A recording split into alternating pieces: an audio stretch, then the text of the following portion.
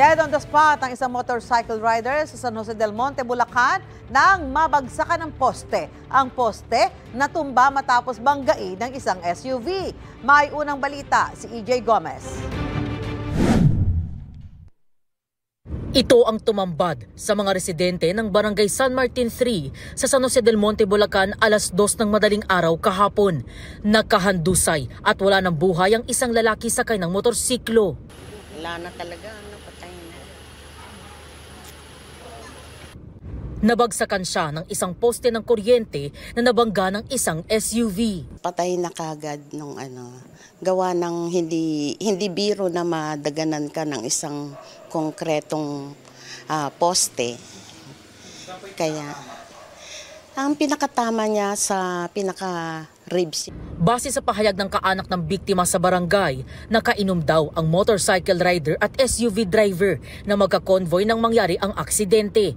Napag-alaman ding magtiyuhin ang 24 anyos na biktima at 36 anyos na SUV driver. Yung biktima na namatay ay nagda-drive siya ng motor, naka-convoy sila, nakasunod siya sa uncle niya. Nakainom sila ng konti, galing sila sa isang pagtitipon. Sa sobrang sigurong kalasingan nung nagda-drive, nabanggang isang poste.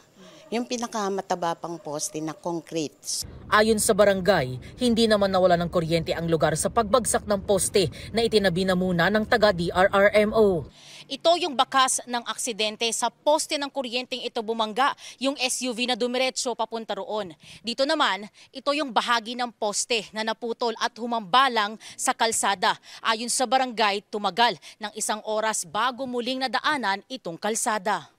Ligtas ang SUV driver. Pansamantalang na-detain ang SUV driver sa San Jose del Monte Police Station pero nakalabas na rin matapos mag-usap ang kanilang pamilya. Bali yung tatay nung biktima, kapatid nung driver nung SUV. Kaya napagkasunduan nila magkapatid na wag lang ituloy yung kaso.